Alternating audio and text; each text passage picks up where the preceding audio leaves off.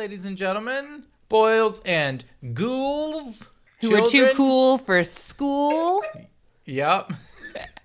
Welcome back to a very special episode of the Haunted Heart Podcast. Very special. You want to tell them why it's special? Super duper special. Well, we have a special guest with us this week, and it's not Scarlett. I'm very sorry to say. It's not Scarlett. But we think you might like her too. It's not digitally spliced Katie, thank God. No, it ain't that bitch neither. Fuck that bitch. Have to pop her. No, it is our dear, dear friend, Whitney, who is a Patreon supporter, and she is our head witch in charge, which means she gets to be with us on an episode. Yes. And guest star on an episode. So say hello, Whitney. Hello, Whitney. Oh. See, now you should have known. We're dealing with a smart ass. You shall receive. Did you hear that? She said we're dealing with a smart ass. Yeah, you are. In all seriousness, I loved those episodes with your mom, Katie. She was absolutely adorable. Isn't she, though? She is the best. I think she sounded amazing. My favorite listener feedback that we got from that was that my mother, quote, sounded like, no, my mother, quote, had the sound of a woman who had to raise me. That she sounded like a battered war veteran who had also made a lot of pie. Which I will have you all know that my mother has never made any fucking pie for me. Nope. Not once. Nope. No. Really? No, she's never made me a pie. She's not much of a cook. Like her mom used to send her to her room to do homework instead of like learning to cook and stuff because she wanted her to like be smart and grow up and like succeed and do things in life, which she did. But she still can't fucking cook. I mean, listen, she can make certain recipes real good. Listen, Scarlett is a woman that is going to get what she wants by any means. So if she wants a pie, if she has to make it, she'll make it. But if she can just buy it, she's going to buy it too. She's going to buy that pie. Exactly. 100%. Oh, yeah. She's a woman on a mission. She is, she's amazing. We love Scarlett. And she was very well received. Yeah. She might unseat either myself or Katie. We haven't decided yet. Oh please. We'll get her show. Yeah, we'll get her own show Although eventually. it might be cool to have a mom's corner. Amazing. A mom's corner. Yeah, no, I can't. Actually, I'm going to try to get my mom on an episode. And that's going to be... It's going to be lit. That's going to be a fun one. But no, today we have you. Yes. And we are so excited. So you can be our little podcast mom for today. Yeah. Well, I am a mom, so yeah. Good. That's awesome. Good. So as part of your Patreon tier reward, which I'm sure that all of you guys know, we talk about it every episode, but just in case you don't, patreon.com/thehauntedheart is where you can sign up to support the show. You can start for as low as $1 a month, and every dollar counts. So we are very grateful for everybody who supports us there. Yep. Whitney is our head witch in charge, which is the top tier of our Patreon. So she VIP girl. And as part of her Patreon rewards, because each tier has a different list of rewards that you get for signing up to support the show at that level, for her tier, she actually got to pick what the episode is about today and guest star on it. So if you want to kind of like intro our topic, Whitney, you can take it away. The floor is yours. Well, what I would like to start with is a question. That's how I usually begin my tours when I work. Yeah. What do you guys feel about dolls? So, here's the thing. Katie, I know how you feel about dolls. You made it abundantly clear with your mama. I think suffice it to say that Katie and I are probably on the same page when it comes to dolls. I'm not, like I said, my mother had some that creeped me out. That porcelain doll mess, I just don't, I don't like it. The closest thing that I will get to a doll is maybe Madame Tussauds Wax Museum Still creepy, but Still fun creepy, but like that's Still very about creepy. yeah. Well, you get to leave is the thing. Yeah. The having dolls in one's home. I don't think I have a single doll in my house. Barbies was okay. I actually used to secretly play with my mom's Barbies. I chopped off my Barbie doll's hair. I used to. Amazing.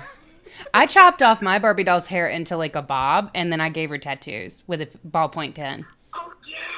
Hell yeah, my Barbie was a biker bitch Barbie, 100%. My Except I did that to my sister's Barbie. Oh shit! Sorry, sis. my mother collected those like holiday Barbies, so they were the really glamorous ones that had like the dresses and the jewelry and all of that, and so I would just like Oh, yeah. I believe I had one hidden under my bed that I would just dress her up and then in the same dress and just take it off, redress her. So that's about it. That's about my extent of doll behavior. I'm hearing the Barbie girl song in my head right now. You know Yes. what? I did play that many times. My mother, I believe, at one point. Maybe. Yeah. Maybe. Well, because this is a pretty dark topic, but we raised some interesting points there. The point with dolls is you can either keep them as perfect as they are, or you can change them and shape them to suit whatever you want with tattoos or bobs or whatever. But what if that doll was your company? Oh, What fuck. if that doll was your friend? What if that doll was not really a doll, but a corpse?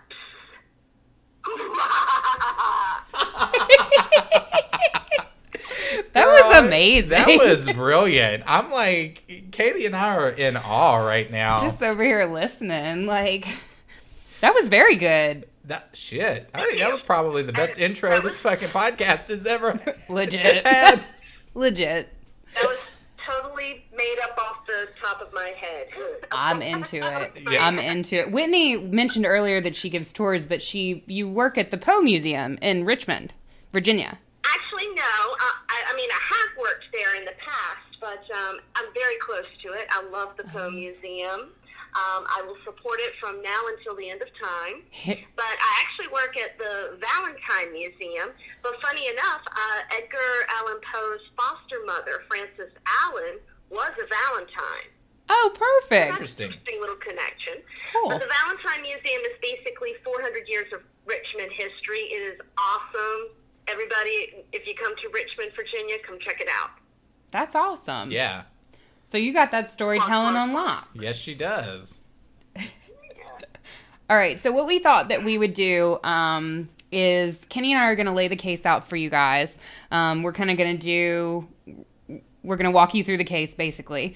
And then we're going to have a little discussion afterwards. So it'll be a little bit different than our regular episode format. So it should be a good time, and we about to get spooky. Yes, we're about to get spooky up in this bitch. So, Katie, I'm going to let you take it off because I can't pronounce this motherfucker's name. So this case comes to us from Russia. This is the case of Anatoly Moskvin. Can we just take a second to pause at how great that sounded? That was awesome. Like- I was struggling with that. I'm going to tell you what, this is a strength for Katie because like any other time we're trying to pronounce a name on here, just butchered. Completely butchered. But you put some Russian shit up in here and about 37 different words or letters all smushed together. She can pronounce it with ease. That's what happens when you get on a plane right after undergrad and fly to Russia and don't speak a word of Russian. You just learn it. You just And learn drink it. a lot of vodka. Yeah. You figure it out. Lots of vodka. So Anatoly was born September 1st, 1966. And he was arrested in 2011 after the mummified bodies of 26 girls between the ages of 3 and 15 were found in his apartment. And we gonna investigate how. In his apartment, girl? In his apartment. Ooh, okay. So Anatoly said that he started wandering through cemeteries with friends when he was still a schoolboy. And in an article that was written shortly before his arrest, he explained that his interest in the dead stemmed from a childhood incident that had happened when he witnessed a funeral procession for an 11-year-old girl. He said that his parents, in one report it was his parents, and in one report it was participants of the procession, the funeral procession. But basically, the gist of the story is that he was forced to kiss the dead girl's face as like a show of respect. And he wrote that, quote, "An adult pushed my face down to the waxy forehead of the girl in an embroidered cap, and there was nothing I could do but kiss her as ordered." I hate the waxy I got a forehead. really weird question. What? Yeah. I got a weird question about that. Okay, so correct me if I'm wrong, but aren't funerals like kind of more private affairs? Is this guy a funeral crasher at the age of at this tender age already? I think what this is, not to speak negatively of funeral crashers, because I used to do that shit in my teens, actually. Yeah.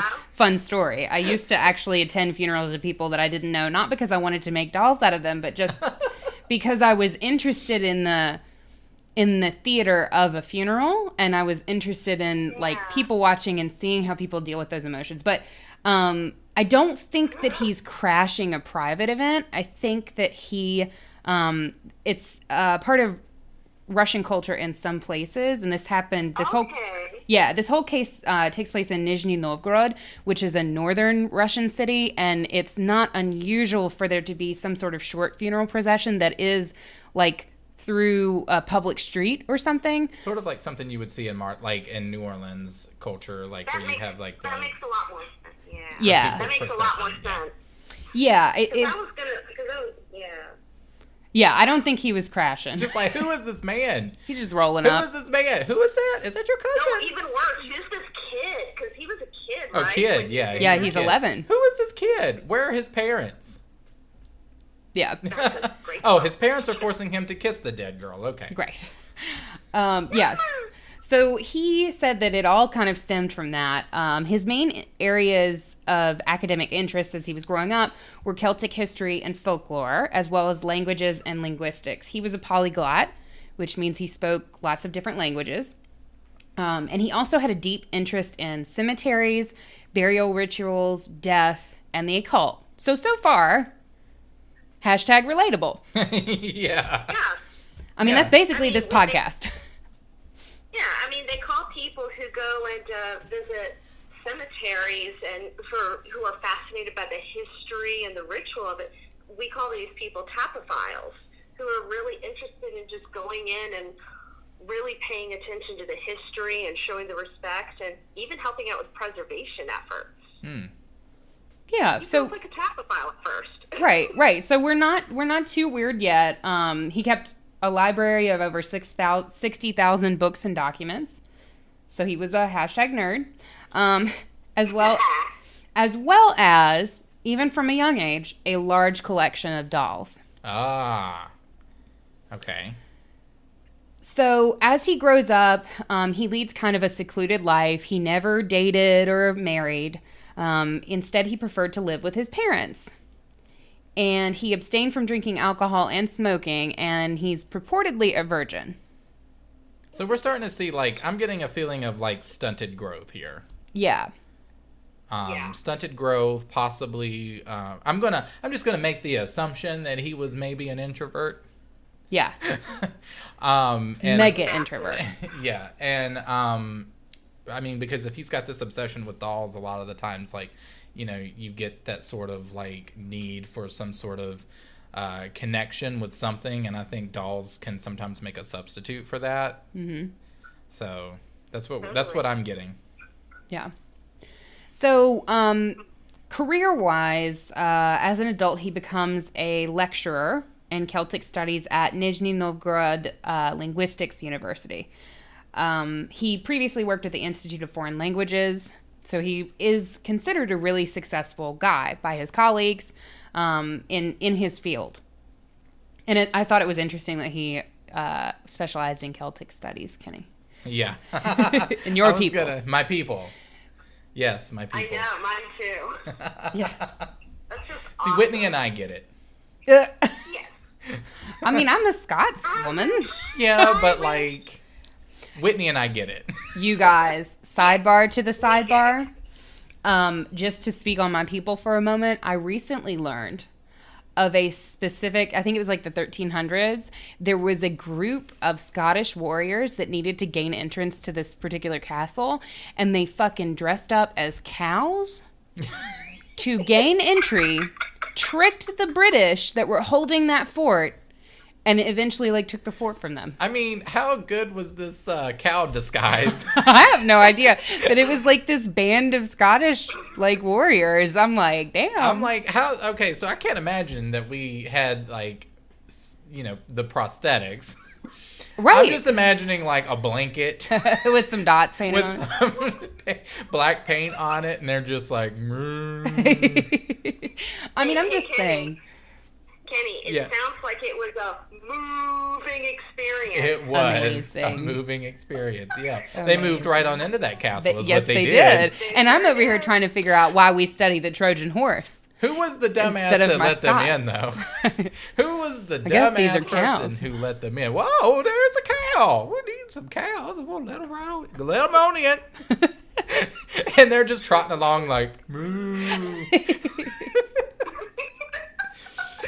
Yeah, great. Your people are brilliant, Katie. You know what? They won. They won that skirmish. Yes, they did. Yes, the fuck they did. So now. It's the little things. Yes. It is. So, getting back to our story, Moskvin, there is no way to segue from that, from Scottish men dressed as cows back to the story.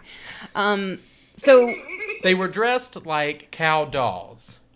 Back to the story. He was fascinated by Celtic studies, and I bet he researched that very story. I bet you he did. He did. We'll have to ask him. So, Moskvin described himself as a necropolist. Considered himself an expert on local cemeteries in the Nizhny Novgorod region. I mean, is that like an official job title, though? I think so. I'm a necropolist? Necropolist, yeah. He like knew all about the different cemeteries and stuff. Okay. I'm kind of into that. That's kind of cool, too, yeah. What hey, do you- do you guys remember the TV show Penny Dreadful? Yes. Yes. I never watched it, though, actually.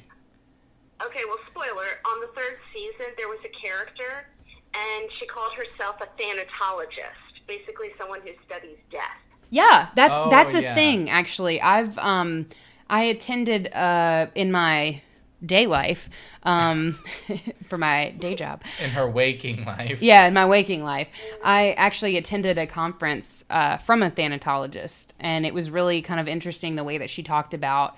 It was kind of enlightening, the talk that she gave, because she was identifying like the ways that we as a culture sort of have these unhealthy separations from death and like these patterns that we follow, right? So like when you find out that somebody died, our first response is, oh, I'm so sorry.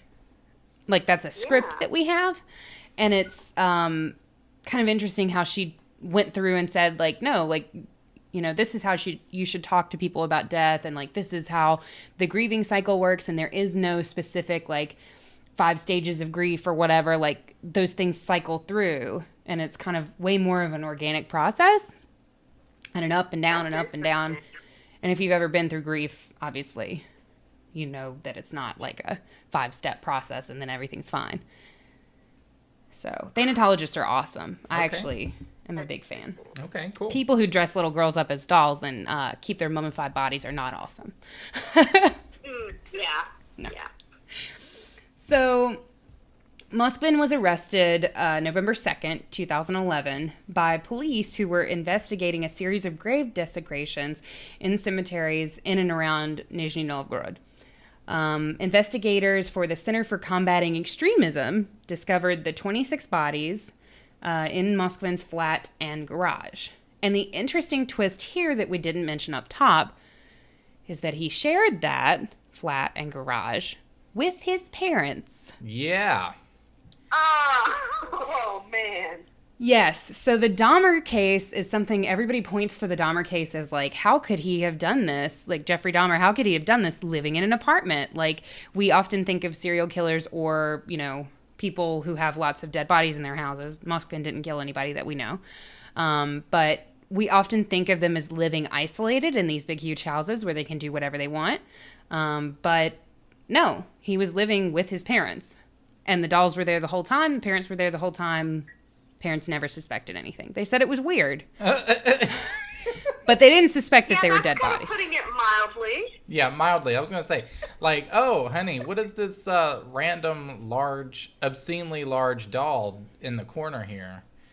Okay, but not even just one. Like, okay, I could maybe give you one. He's got one strange doll. Okay, 26 strange dolls? And you know it had to smell. You know it had to smell. Technically, if he did the mummification right, it may not have smelled. Good to know. Yes. So, although only 26 bodies were discovered in his home, Moskvin was suspected of desecrating as many as 150 graves in the Nizhny Novgorod area. Police had found numerous grave accoutrements, such as metal nameplates removed from headstones. Police also discovered instructions for making the dolls, maps of cemeteries in the region, and a collection of photographs and videos depicting open graves and disinterred bodies. Although none of these photos or videos could be conclusively connected to the bodies that were found in the apartment. But it looks pretty suspicious. Wow. According to the investigation, the bodies were removed from cemeteries in the Nizhny Novgorod region, as well as some cemeteries in Moscow and the surrounding region. Moskvin actively cooperated with the investigators once they found all his shit. Not like he had a choice. Probably not. No, I wouldn't say that he would, but I mean, ugh. So obviously, I'm sure that everyone is dying to know. Did you see what I did there? How did he make the mummies? How did he make the mummies? Thank you for asking, Whitney. After exhuming the corpses from their graves, Moskvin researched mummification theories and techniques from books in an attempt to preserve the bodies. Wait, theories?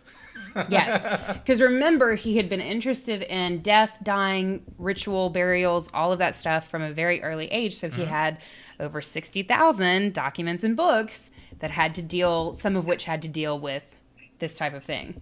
So he would dry the corpses using a combination of salt and baking soda, and then he would cache the bodies in secure and dry places in and around cemeteries to kind of dry them out. Once the bodies were dried, he would carry the bodies back to his home, where he used various methods to make dolls out of the corpses. Unable to prevent the bodies from withering and shrinking as they dried, he would wrap the limbs in strips of cloth to provide fullness, or he would stuff the bodies with rags and padding, sometimes adding wax masks. War masks. Or he would stuff the bodies with rags and padding, sometimes adding wax masks decorated with nail polish over their faces before dressing them in brightly colored children's clothing and wigs. That's terrifying. So oh my God. This is what made the bodies appear to look like large homemade dolls, which supposedly prevented their discovery by his parents.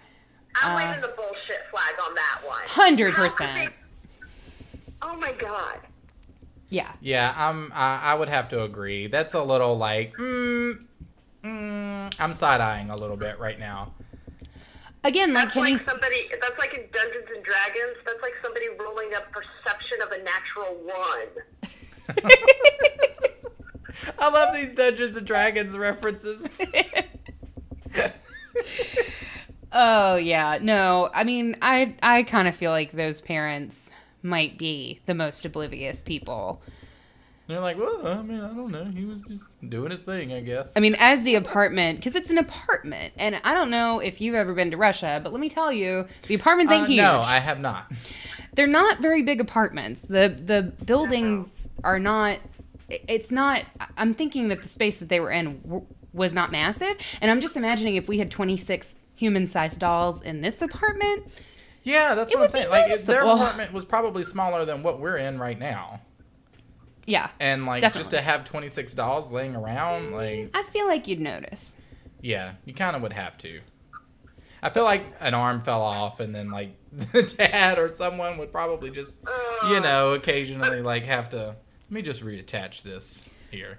Oh, honey, look at Anatoly's dolls. Look at all these dolls. They're falling apart. That's okay, honey. At least he's making friends. Right? Oh, yeah. He's got a hobby. He's got a hobby. Right. He's got a hobby. Yeah. Well, he's, he might be. That was so bad. Yeah. No, so... Bad Whitney. No, it's perfectly fine. So it was... We're trash. You know what show true. we're on. You It's know true. what show we're on. They know what show they're listening to. That's all I got to say on that. Okay, not pulling back anymore. So it was unclear whether each doll contained a full set of human remains, but Moskvin claimed that he had made the dolls over the course of 10 years. And his parents, who were apparently away for large portions of the year, were unaware of his activities. But I feel like if you were there for any portion of the year, you would notice 26 dead fucking bodies just chilling. Mm-hmm. You know what I mean? Yeah. Or at least huge life-size dolls. Yeah. I mean, that's pretty conspicuous. Right. I feel like you should probably just talk to them. They might not be bodies. They might not turn out to be bodies. If your son has got, just you, general listener, if your son or daughter, I don't give a fuck what their gender is, if they start bringing home life-size dolls, just talk to them. Just talk to them about it. Maybe they're not dead bodies. Hopefully they're not. Probably. Fingers crossed for you. But I feel like we should still have a conversation about, like, who are your friends? Like, what are you interested in? What have you been reading lately? Just want to see how you doing. Maybe we should get you some help. You know? Yeah. Child of mine, we need to talk about the doll. Yeah, let's just have a conversation. Let's open up a dialogue here. Maybe we don't do this. We're going to have a dialogue. So I think he's like 52 now, and that would have made him like somewhere around like mid 40s when he was busted for this crime. And if he had been doing it for 10 years, he started this shit like early 30s to mid 30s. And I know that the midlife crisis is real, but like 30 hits hard. Just try to handle it better than this. Listen, I'm the one hitting 30 this year, not you. So we'll see. I'll give you a first. If I see any fucking dolls pop up around this apartment, I swear to God, Whitney and I will shut you down. No, the only time I would have a doll would be like if you were to pass away or something, and then I would have to make a doll from your corpse and sit it across from me with a laptop. Right. And I would buy you a matcha and and you'd have a candle. And you heard it here, folks. And you heard it here. Yeah, you Haunted Heart listeners, if anything ever happens to me, just know that you are probably going to get digitally spliced Katie episodes weekly going forward, and just stay subscribed. You don't have to listen. Just be here for him. Katie's like, just stay subscribed. Okay. Still rate us 5 stars. He needs it. Yeah. If anything happens to me, well, I guess there's digitally spliced Whitney. Yes. Yes. That's terrifying. It's digitally spliced anything is just terrifying. What if they all just took over and then it's like digitally spliced Katie and Kenny and Whitney? They just all take their own life. Shit. So. That's a terrifying show. Yes. So our dude Moskvin, he was arrested, obviously, and was charged under Article 244 of the Criminal Code. Which is what? Desecration of graves and dead bodies. Huh, okay. Interestingly, you get up to 5 years in prison for that. That's it. Okay. Just 5. I mean, you didn't actually murder anybody. Yeah. An interesting question that we can talk about in our discussion portion is like, would we have gotten to that point? Yeah. Would we take that leap? But we'll talk about that. So yeah, definitely. He's arrested and originally, charged under the criminal code for this charge, which carries up to 5 years in prison. But in May of 2012, so he was busted November 2011. May of 2012, a psychiatrist found that he suffered from paranoid schizophrenia, and he was removed to a psychiatric clinic, and his stay was to be reviewed regularly. But basically, every time he comes up for review, which this actually happened recently, which is why this case kind of like was posted in a lot of places on social media, and it kind of went viral again, I guess, in the States. Because every couple years his review comes up, and they always extend his stay. So it doesn't look like he's going to be getting out anytime soon. As of 2019, every request for the extension of his treatment has been approved. But an interesting note, in 2016, it was reported that he was going to marry a 25-year-old native of his hometown that attended his trial. So he has found love. And if you are lonely, just know there's probably somebody out there for you, because this man made 26 life-size human dolls. Ugh. Well, but didn't I remember when reading about this that there was one in particular that he actually kept going back for, right? Really? Yeah. Oh, I didn't know about that. I want to say that there was a I could have sworn I thought I remember reading that like he had shit, I can't remember now. This is great. Excellent. But no, there was I remember reading that there was a specific corpse that he like kept going back for, and I thought that was when he was out, which is why I thought he was out and then went back for her corpse again. Oh no. As far as I know, he went to the psychiatric hospital and got renewed every time. Okay. And we're keeping him there. He's going to just be there for a while. For a minute. Which is probably good. Best. Yeah. That's a very good idea. Yeah. Go Russia. In this one incident. Very specifically, just this one worked out.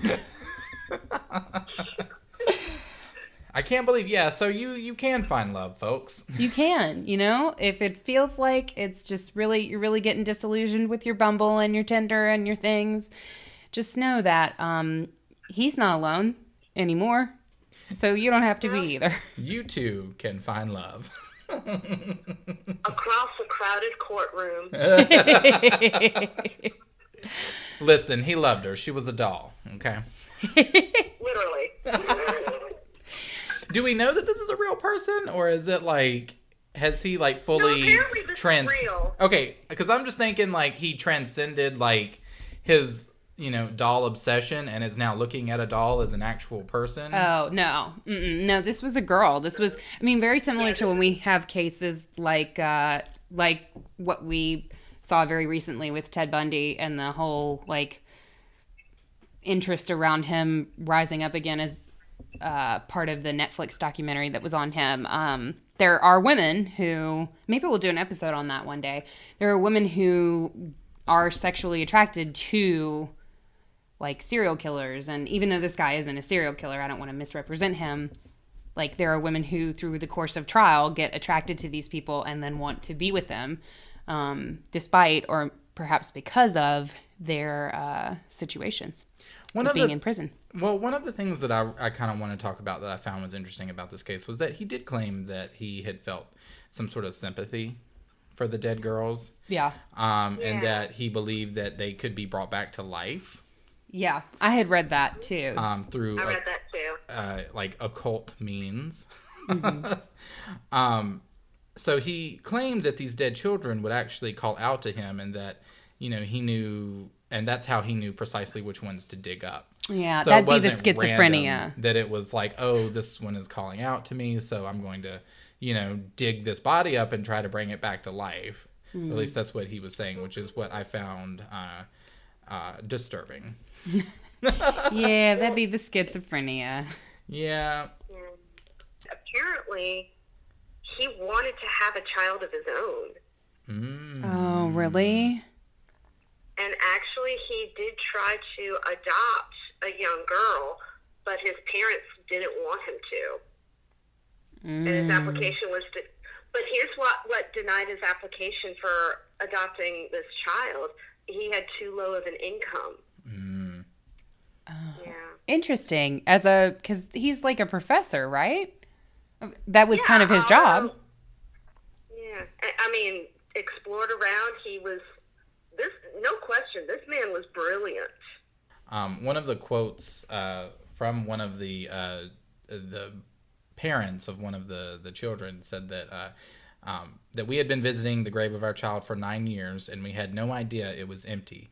Instead, she was in this beast's apartment. I still find it hard to grasp the scale of his sickening work, but for 9 years he was living with my mummified daughter in his bedroom. I had her for 10 years. He had her for 9. Oh. Mm. So what are our thoughts? Or do we think that, like we mentioned earlier, like would murder have been a next step for this guy? What are our thoughts on that, Whitney? Well,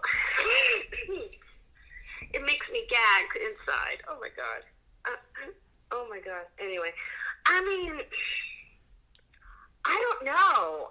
Usually, I'm looking at the fact that he was a paranoid schizophrenic, yet schizophrenics, from what I've read, from what I've studied, which isn't much, but usually if they're on their medication, for the most part, they're balanced, for lack of a better word. I mean, am I correct in thinking that?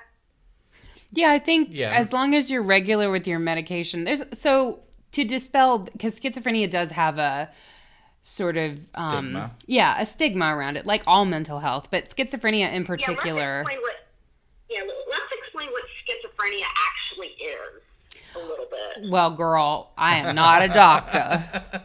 But, having schizophrenia as a mental disorder, some people will hear voices, have auditory illusions. Some people have visual hallucinations. But most of the time it is more auditory. And if you're on medication that's the right dosage for you and the right kind of medication for you, and you stick to your schedule, most schizophrenic people can function normally as a normal part of society, right? And you wouldn't know that anything's wrong with them. Everything's fine. They're just like anybody else. But the issue, of course, with any form of mental health, but particularly schizophrenia and bipolar, once you're on medication and you're on your regular schedule, you feel like a normal person. So you don't feel like you need medicine. And why would you take medicine if you don't need medicine? You're totally normal. And so, you have situations where people will go off their medicines thinking that they don't need it anymore because they have become so regular thanks to their medication. And that's when we start to see people really struggle with mental health. And obviously in this situation, I think he was 100% struggling with his mental health, because I don't think that we don't know that he was on medication to start with. That's a good point. Yeah, we don't know, because that paranoid schizophrenia diagnosis comes from his doctor in May of 2012 as part of the case. So we don't know that he had seen a doctor and been diagnosed and been placed on meds. And it's hard, like having, a little bit of like personal experience with this. It's really hard, first of all, to, like, it has to be diagnosed. Right. And it's difficult to get that diagnosis in the first place. Because you can have somebody who is, truly a schizophrenic, but then when they go to be observed, exhibit no signs at all. Right. So it can be tricky in getting that official medical diagnosis. And it's also, and it's hard to catch it at first sometimes, because it can turn on and off depending on, the level that it's at. It just essentially depends on how detached that person is from reality. Mm-hmm. And that can manifest itself in ways from, hearing voices, like you said, or if it's, thinking that someone's out to get you, or if it's any number of things. It really just depends on what level you're at. Yeah, and I think would he have actually gone out there and killed someone? I don't, it depends. It depends on what triggered him, so to speak. Yeah. I can think of other things. I mean, the things that had happened in his life before. He was always surrounded by death and this fascination with it. I mean, he put it to good use as a professor, as an expert in languages. I think that he did put his energy to good practice, but at the same time, he was living at home with his parents. I don't know how his parents actually treated him growing up. Yeah. I don't know the reasons why he wouldn't drink or go out or date or have sex. I mean, I don't know if that was so much him or if that was part of his background with his family. Who knows? And why would his parents not let him? It was against his parents' wishes for him to adopt a child. His parents didn't want him to do it. Is that maybe a religious thing? I mean, I don't know why would that? I mean, did they recognize that he was probably an unfit? Yeah, I'm wondering. Unfit, that goes back to what's going on in that house. I mean, right. I'm wondering if maybe the parents, because again, whether you're away a lot of the time or not, you are there some of the time, and there are 26 life-size dolls in the apartment. So I think everybody who knew Anatoly described him as like a little quirky, a little weird, a little different. Generally, he was well liked, but I don't think he was anybody's best friend. I don't think he was close with anybody. I think he was well liked, well respected by his colleagues, and recognized as kind of like a quirky personality. But I don't know that he had like somebody he was close with to kind of like be a friend. So I do think that in some ways these dolls were his friends. They were his relationships, which is really sad. I don't know that we would have seen. I don't know that we would have seen him escalate to straight up murder. The closest case that I can think of that everybody would kind of know a little bit about would be Ed Gein. Yeah. Very similar, these two cases in, content. But I do think that whereas Gein was sort of willing to kill to defend his secret, I don't know that Anatoly was, because he supposedly was working openly with police immediately. Yeah. So I don't know that he had that like need to defend so much. And he wanted, actually, as Kenny said earlier, he wanted to bring these girls back to life. Yeah, in his mythos, but I don't want to be too sympathetic with him, because after all, he did dig up 26 dead girls. So, He dig up a bunch of graves. just to be clear, I mean, still, Let's be clear on that seek one. help. Our official stance on the haunted heart is that is frowned upon. It is frowned upon. We are all frowning. Yeah, please don't do it. Yeah. Don't do it. Just don't. What I think they show pictures online of these mummified. What I can only assume to be like the actual thing. Yeah. And they are truly like disturbing. Like these wax faces that he created and then painted over. It sort of reminds me a little bit of like in like Egyptian history when you have like the death masks. The death masks a little bit. And I'm sure that's what they were supposed to be, obviously, because, he studied death, and I'm sure those were supposed to be a death mask of sorts. They were a thing. Mm-hmm. Yeah. I don't think that he would have reached the level of like murdering somebody, because I don't think that's where his motivation came from. Mm-hmm.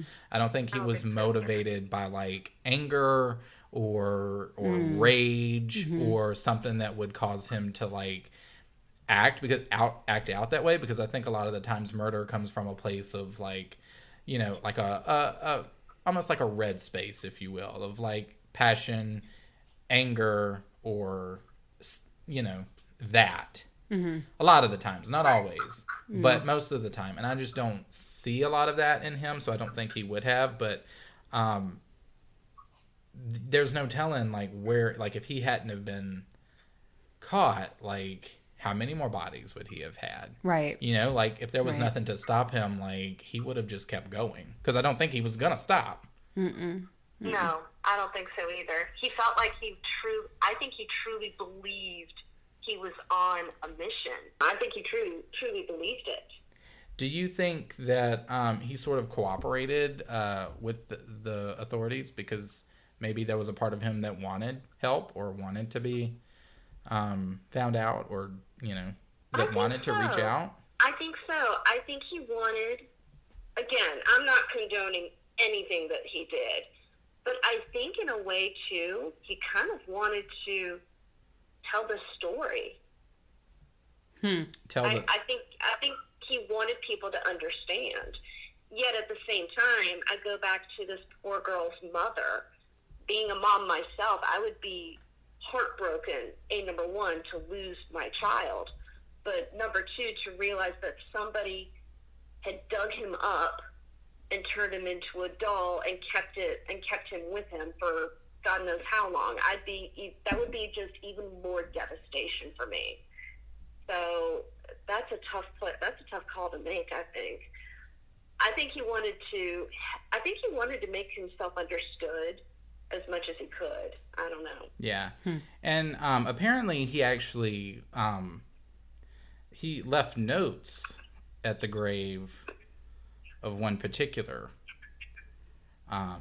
child. Maybe this is what you were thinking. What? Of, like, one that he It might have fixated been. on. So the parents said that they found a note signed with two letters, D.A. standing for Dobry Angel, which I guess stands for kind angel. Dobre. It means Dobre. good. Dobre. Yeah. Which was, I guess, how Moskvin thought of himself. So they said they shivered with fear each time they went to the grave, not knowing what to expect, and that these sick anonymous notes were addressed to their daughter, calling her little lady. Yeah, and they said that he congratulated her on all the public holidays, or I guess congratulated would be like happy. Like happy whatever, I guess that's what that means. Yeah. Oh, yeah. Like happy whatever, Valentine's Day. I don't know. But anyway, and that he remembered about the 1st of September each year, which was the first day of school, and also the last day in school in May. He would leave notes. And that he counted carefully which school grade she was about to enter as if she was still alive. Oh And my God. for example, he would say, "Happy last month of your 6th year at school." And they just said that imagine what it's like for us, you know, being these grieving parents and reading these notes about their daughter who had actually been murdered. Really? The daughter had actually been murdered. And he read these guys' obituaries. Yeah. They said that it was less like a sick joke, but more like a spear through their hearts. I mean, but can you imagine that though? Like, you're trying to grieve your daughter who had been murdered, and then all of a sudden you've got these like anonymous notes that keep popping up at her grave, and it's like just sort of teasing you in a sense, because that's what it seems to me. Like, that's how I would read it as a parent. Yeah, I would too, actually. Which would make me fucking angry as hell. I would be trying to find somebody. I would be stationed at that motherfucking cemetery until I found the person leaving those notes. Then I'd bury him myself. Exactly. So they said that, just to continue, they said that he would leave like toys. He would put decorations on the grave, like for New Year's. And in one note, though, we actually see a little aggression, because he threatened the parents. "If you don't erect a great monument which she deserves, we will dig her body out." It's interesting that he uses the term "we." Yeah. Yeah, what does that mean? I don't know. Do you think that has something to do with the other people or the other girls that he has like Oh, heard, or that the maybe they're a voices, family. that it's in his like mind. you've got like a weird family thing going on. That's what I The other dolls and him being a family unit in his mind, maybe. Oh, that's a horrible visual. I'm getting a horrible visual in my head right now of this guy going to her grave with a bunch of his dolls walking and shuffling. Oh my God. Oh my God.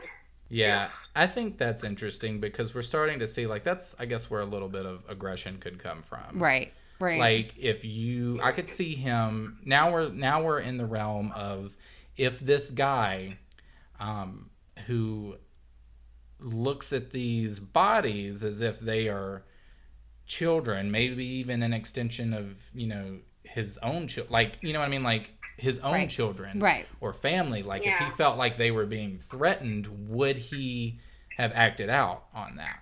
But interestingly, the threat he made was not to hurt the parents, not to hurt the living, but to just dig up this poor girl's grave. But would it have advanced to that? Could it have? Yeah. Who knows? Oh man, Katie, what do you think?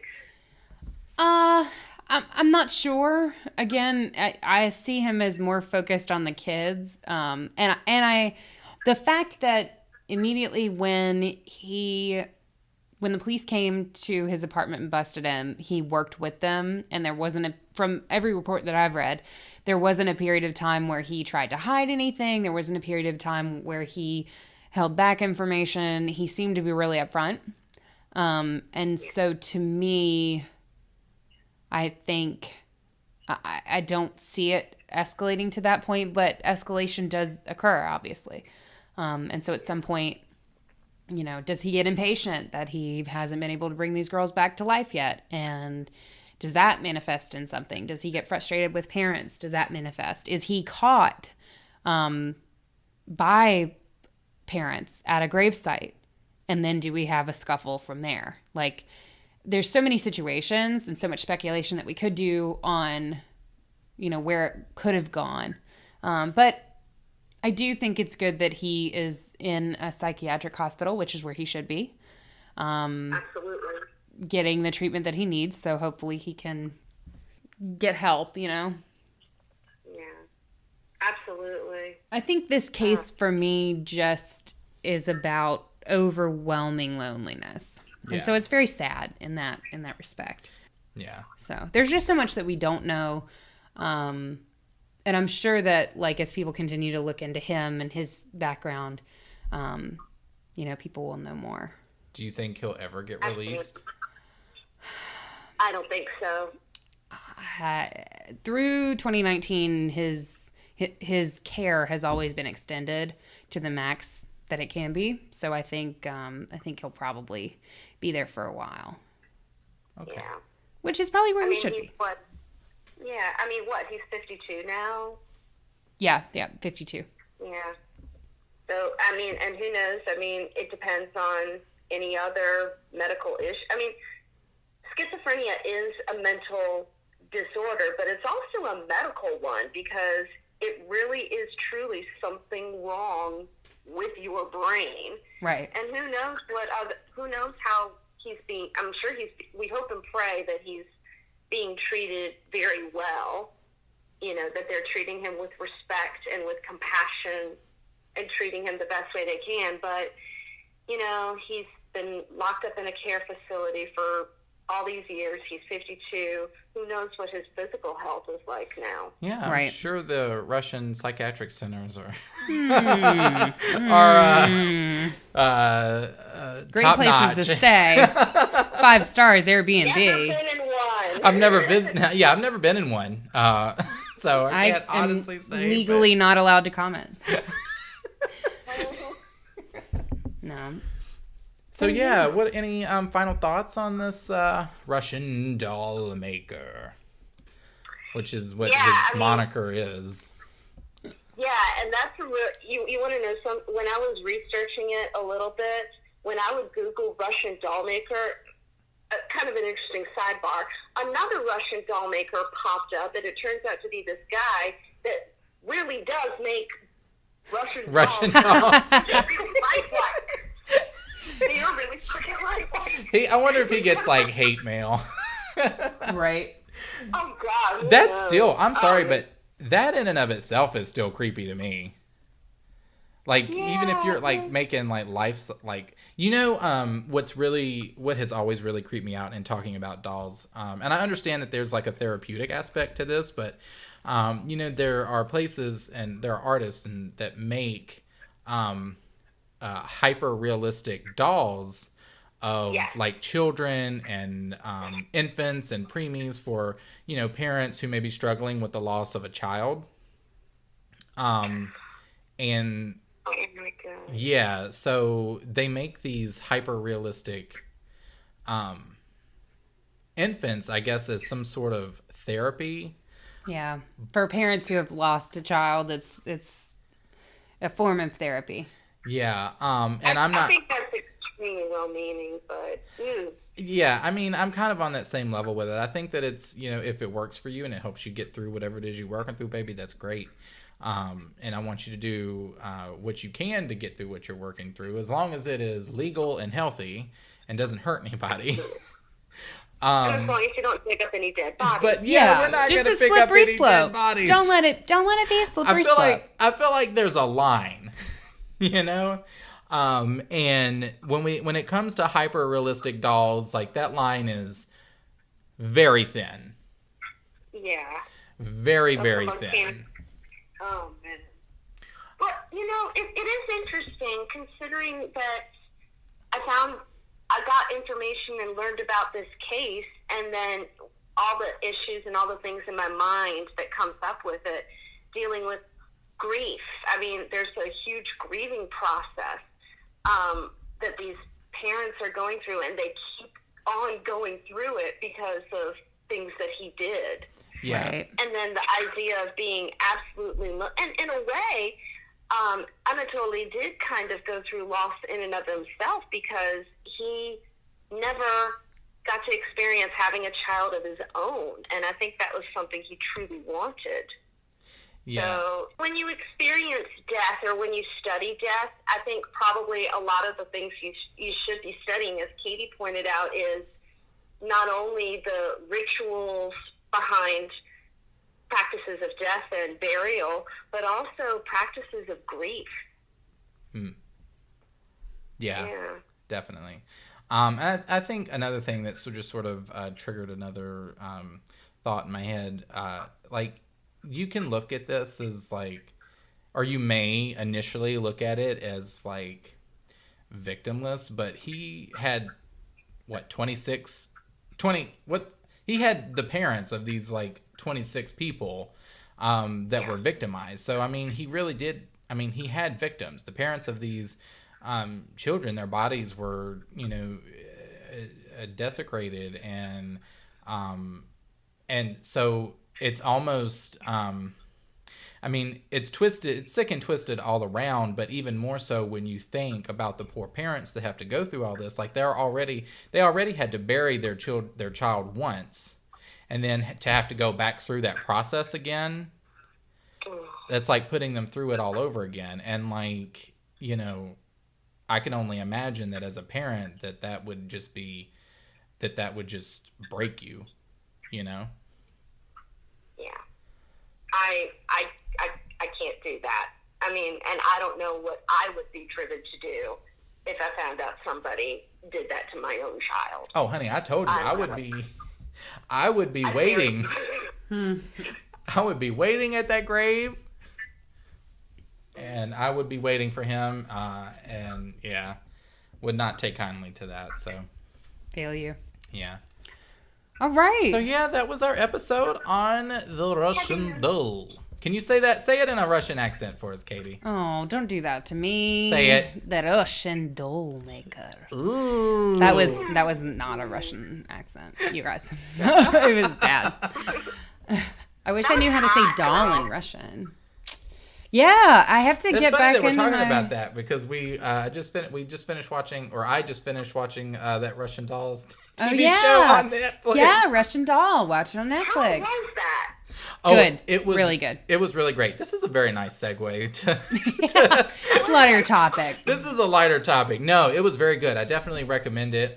What's Natasha Lyonne is fabulous. Natasha Lyonne. She is so funny. Yeah, she's so like just dry. She's just like dry, like doesn't give a fuck. She just says like what she's gonna say, and it's super funny, but it also has themes of like death and reliving death over and over again. Hence the the title Russian Doll. Mm-hmm. That is just fascinating.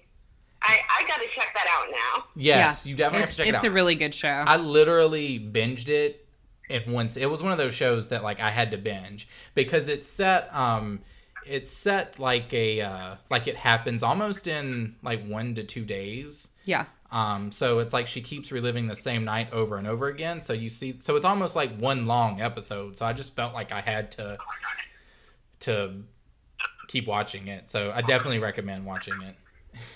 I will definitely check that out. That is so cool. And that's and if you want creepy, you should come and meet my 8-year-old son, who's absolutely adorable. But he does the creepiest imitation of a doll that you would ever see. He would stand there. He goes glassy eyes. He lays on his side and he goes, "Mama, Mama." Oh my God. No. Oh yes.